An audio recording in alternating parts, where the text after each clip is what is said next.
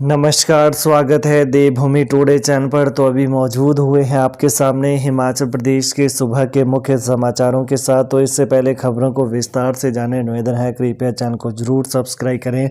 तो पेश यहाँ सुबह के मुख्य समाचार। परमवीर चक्र विजेता शहीद कैप्टन विक्रम बत्रा की माता कमलकांत बत्रा का निधन। कारगिल युद्ध के नायक परमवीर चक्र विजेता शहीद कैप्टन विक्रम बत्रा की माता कमलकांत बत्रा 70 वर्षीय का पिछले कल निधन हो गया।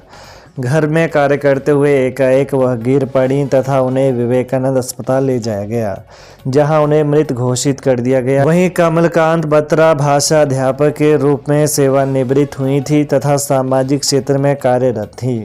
पति गिरधारी लाल बत्रा ने कमलकांत बत्रा के निधन की जानकारी देते हुए बताया कि वो प्रातः से ही अस्वस्थ अनुभव कर रही थी तथा रसोई घर में एकाएक गिर गईं, जिस पर उन्हें तत्काल चिकित्सालय ले जाया गया, जहां डॉक्टर ने उन्हें मृत घोषित कर दिया। उन्होंने बताया कि कमलकांत बत्रा का अंतिम संस्कार आज पालमपुर में किया जाएगा। विधानसभा का घेराव करने जा रहे जेओआईटी अभ्यर्थियों को पुलिस ने रोका, सरकार के खिलाफ नारेबाजी।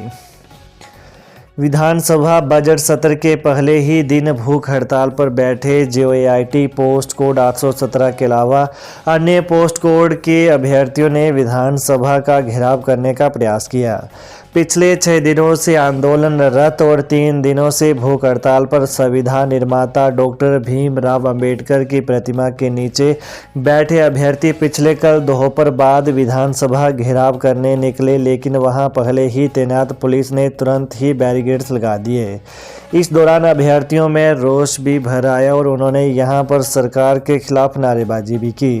रिजल्ट निकाले जाने की मांग को लेकर जेओआईटी पोस्ट कोड 817 सहित अन्य post code, stenotypist post code 928 और ड्राइंग मास्टर पोस्ट कोड 980 के अभ्यर्थी पिछले 6 दिनों से डटे हुए हैं। हिंसा पर सीएम ने तलब की रिपोर्ट, जन प्रतिनिधि बोले बात करने गए लोगों पर बरसाई लाठियां। सोलन और बिलासपुर की सीमा पर अर्की विधानसभा क्षेत्र में अली खड्ड पर बन रही कीकर नवगांव पेयजल योजना को लेकर हुई हिंसा की मुख्यमंत्री सुखविंदर सिंह सुक्खू ने रिपोर्ट तलब की है। सीएम सुखविंदर सिंह सुक्खू ने कहा कि अभी इस मामले में वो रिपोर्ट मंगवाएंगे, उसके बाद ही इस पर कोई टिप्पणी करेंगे। हिमाचल के उद्योगों को मिलेगा प्रशिक्षित स्टाफ, बद्दी में केंद्र का आगाज। प्रदेश के उद्योगों को प्रशिक्षित स्टाफ मिल सकेगा। सूक्ष्म लघु और मध्यम उद्यम मंत्रालय ने हिमाचल प्रदेश को प्रौद्योगिकी केंद्र, एक्सटेंशन सेंटर व विकास एवं सुविधा कार्यालयों का तोहफा दिया।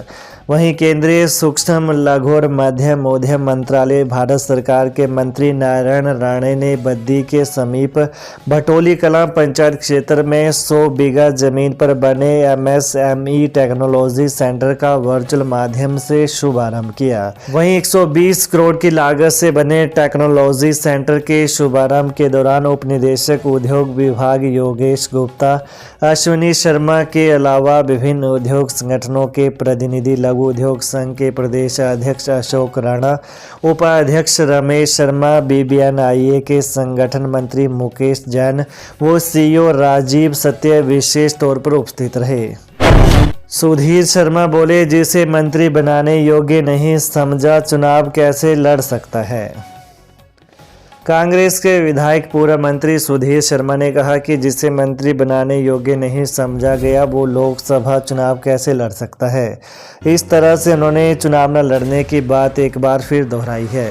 सुधीर ने पिछले कल प्रदेश विधानसभा परिसर में कहा कि चुने हुए प्रतिनिधि होने के नाते उन्हें अपने मन के भाव रखने की आज़ादी है, वह किसी का विरोध नहीं करते हैं। पिछले कल सुधीर शर्मा ने प्रदेश विधानसभा परिसर में कहा कि चुने हुए प्रतिनिधि होने के नाते उन्हें अपने मन के भाव रखने की आज़ादी है, वह किसी का विरोध नहीं करते हैं। पिछले कल सुधीर शर्मा ने प्रदेश विधानसभा परिसर में कहा कि सरकार में बैठे लोग सजग रहते हैं और बेहतर काम करते हैं। उन्होंने पार्टी की ओर से चुनाव के समय जनता को दी गई गारंटियों को पूरा करने पर फिर बल दिया।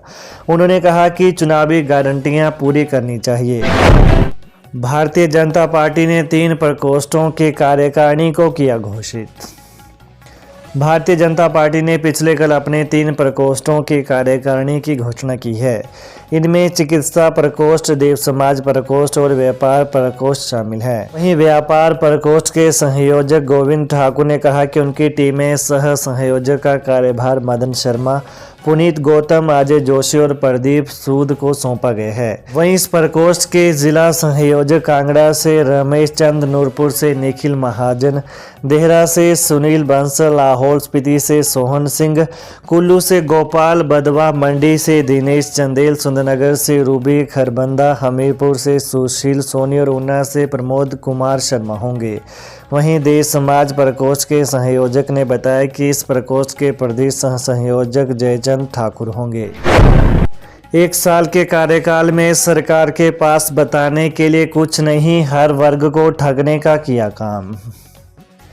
जयराम ठाकुर ने कहा कि 1 साल के कार्यकाल में सरकार के पास बताने के लिए कुछ भी नहीं है। 1 घंटा 5 मिनट के अभिभाषण में सरकार अपनी एक भी उपलब्धि नहीं बता पाई है। आज तक के इतिहास में हिमाचल में ऐसी सरकार नहीं हुई है जिसने प्रदेश को विकास की उल्टी दिशा में ले जाने का काम किया हो। आज जहां पर जाओ हर जगह लोग सड़कों पर बैठे हैं और सरकार के खिलाफ प्रदर्शन कर रहे हैं। यह हाल विधानसभा से लेकर सचिवालय, मुख्यमंत्री कार्यालय एवं आवास, जिला तहसील और ब्लॉक मुख्यालय पर लोग सरकार के खिलाफ सड़कों पर खड़े हैं।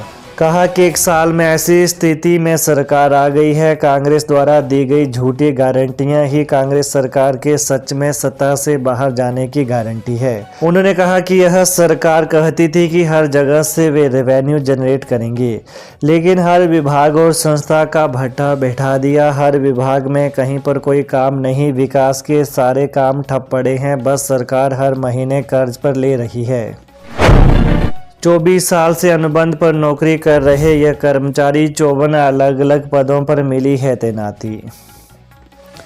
स्टेट हेल्थ सोसाइटी के अंतर्गत 2000 अनुबंधित कर्मचारी 54 विभिन्न पदों पर पिछले 24 वर्षों से काम कर रहे हैं, लेकिन सरकार ने इन्हें नियमित पे स्केल जारी नहीं किया। अब इन कर्मचारियों ने मणिपुर की तर्ज पर नियमित या वर्ष 2016 की नोटिफिकेशन के आधार पर रेगुलर पे स्केल देने की मांग रखी है।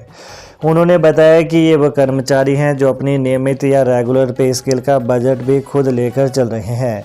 सरकार के ऊपर किसी भी प्रकार का वित्तीय बोझ इन कर्मचारियों को नियमित या नियमित पे स्केल देने के लिए नहीं पड़ेगा।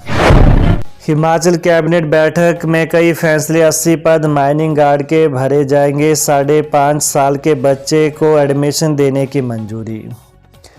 हिमाचल के मुख्यमंत्री सुखविंदर सिंह सुक्खू की अध्यक्षता में पिछले कल देर शाम संपन्न कैबिनेट बैठक में वित्त वर्ष 2024-25 के बजट को मंजूरी प्रदान की गई। मुख्यमंत्री सुक्खू 17 फरवरी को अपना दूसरा बजट सदन में पेश करेंगे। कैबिनेट ने इंडस्ट्री डिपार्टमेंट में 80 माइनिंग गार्ड भर्ती करने को मंजूरी प्रदान की। इनकी भर्ती वन मित्र की तर्ज पर की जाएगी। वहीं कैबिनेट ने 5.5 साल के बच्चों को भी पहली कक्षा में दाखिला देने को मंजूरी दे दी है।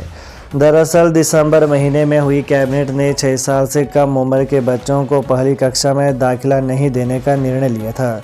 इसमें सरकार ने संशोधन किया है। अब 30 सितंबर तक 5.5 साल पूरा करने वाले बच्चे भी दाखिला ले सकेंगे। तो ये हैं सुबह की प्रमुख खबरें। तो ताज़ा खबरों को जानने के लिए देवभूमि टुडे चैनल को जरूर सब्सक्राइब करें। धन्यवाद।